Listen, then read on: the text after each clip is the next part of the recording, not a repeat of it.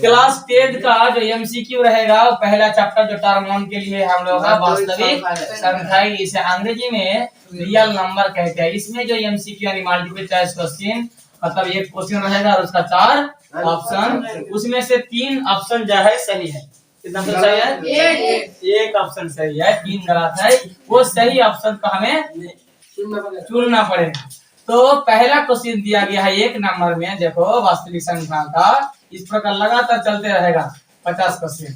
सह अभाज्य संख्या, तो हम लोग सह अभाज्य संख्या के बारे में क्या जानते हैं? ऐसी संख्या जो 1 के अतिरिक्त कोई दूसरा संख्या से उस संख्या को भागा नहीं दे सकता है। जैसे मान लेते हैं कि दिया है 50 और नीचे दिया गया है 40, इस संख्या को किससे काटा जा सकता है?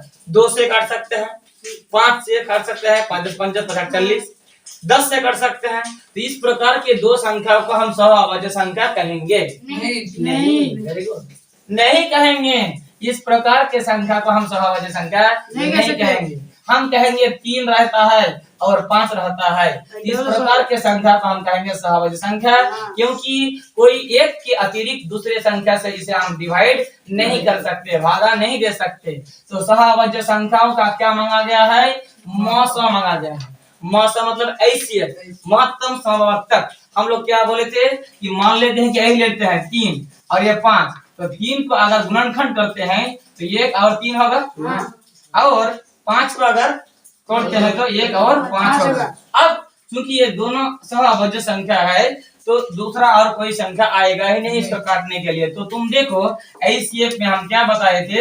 एचसीएफ में बताए थे ऊपर का लाइन नीचे का लाइन में जो संख्या मिलना चाहिए, तो यहाँ क्या मिल रहा है? 1 और 1 प्रकार के संख्या का मौसा हमेशा 1 होता है। बाद में तुम लोग आंसर करना। 1 हो गया। अगर याद रखने के लिए साइड में ये सब 3 5 या 5 7 5 8 इस प्रकार का कुछ उदाहरण तुम लिख सकते हो। जैसे हम सह अभाज्य संख्या ले लिया 8 और ले लिया 9, इस संख्या को 1 के व्यतिरिक्त दूसरे संख्या से काटा नहीं सकता। ये 3 से कट जाएगा लेकिन ये नहीं काटेगा, ये 2 से कट जाएगा लेकिन ये, तो इस प्रकार के संख्या को सह अभाज्य बोलेंगे। इस प्रकार 2 है मान लेते हैं और 5 है, 3 है और 7 है, तो इस प्रकार का अभाज्य संख्याओं का सह अभाज्य संख्याओं का मौसा जो होगा कितना होगा? 2 नंबर।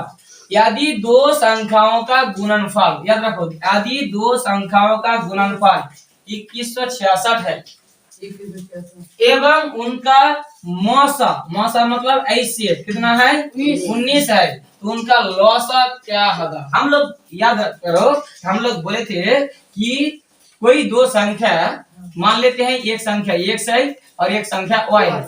2 संख्याओं का गुणनफल हमेशा होगा HCF इंटू LCM। इस प्रकार का हम एक फार्मूला के बारे में जानते हैं। 2 संख्याओं का गुणनफल हमेशा HCF इंटू LCM होता है। अब हम इसी को लेकर आते हैं यहाँ। यदि 2 संख्याओं का गुणनफल कितना बोला गया है? 2166। हम मान लेते हैं कि 2 संख्या x है, एक संख्या x और एक संख्या y, दोनों को गुणा किया हुआ है तो कितना? 2166। अब बोला गया है एवं उनका मौसा, मौसा मतलब HCF कितना बोला गया है? 19 बोला गया है। तो लौसा क्या होगा? तो लौसा हम लोग यहाँ से हम निकालेंगे। लौसा हम लोग मैथ के हिसाब से जानते हैं कि ये एलसीएम अगर इधर रहता है, 19 जब गुना के संबंध में आता है, इधर आएगा तो भागा में जाएगा। हम लोग लिख सकते हैं एलसीएम बराबर ये 2166 जो है उसके नीचे चला जाएगा कौन? 19। अब इस 19 से इसको काट दो, तो याद रखो 19 के 19 कितना बचा? 2 बचा, यहाँ से 2 बच गया, 2 बच गया मतलब 26। 19 के 19 कितना बचा? 7 बचा, 7 मतलब 76, 4 19 76। नहीं समझ में आया तो 2166 को सीधा 19 से गुना भागा करो। 19 के 19, 2 बचा 26, 19 के 19, 7 बचा 76, 4 19 76, कितना हो गया? 114। यानी 2 संख्या का गुणनफल अगर 2166 होता है और उसका एचसीएफ 19 होता है तो एलसीएम कितना होगा? 114। तो हो गया आंसर। कहाँ दिया गया है? B number. तुमको अगर कंफ्यूजन है तो सीधा गुण करना, 19 और 114 गुण करो, इतना आ जाएगा, इतना आ जाएगा। हो गया इसका। अगर इस प्रकार का मैथ रहता है तो ये सब करने की कोई आवश्यकता नहीं है, सीधा जितना दिया है उससे उसको काट दो। इससे इसको काट दो यानी भागा कर दो, आंसर निकल जाएगा। लेकिन ये रूल है, नियम है। 3 नंबर में आ जाओ। यदि ए इतना है और बी बराबर इतना है तो लॉसा ए बी का कितना होगा। मान लो यहाँ ये दिया है, ये कोई संख्या है, उसको गुणनखंड किया गया है, तोड़ा गया है, तो क्या मिला 2 गुना 3 गुना 5। आसान है, समझ में नहीं आता बच्चे को क्या कह रहा है। बी में दिया गया है कितना 2 गुना 5 5 गुना 7। मान लेते हैं कि 2 3 गुना 6 5 6। हेलो, वास्तव में ये बराबर 30 है, मान लेते हैं 5 7 35 5 गुना 70। ये एक्चुअल यही है, लेकिन कंफ्यूजन करने के लिए ये दिया गया है ये और बी।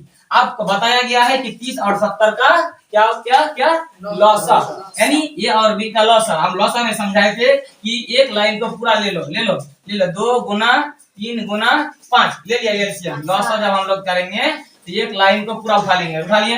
अब 2 तो पकड़ा गया, 5 भी पकड़ा गया, लेकिन 7 नहीं पकड़ाया।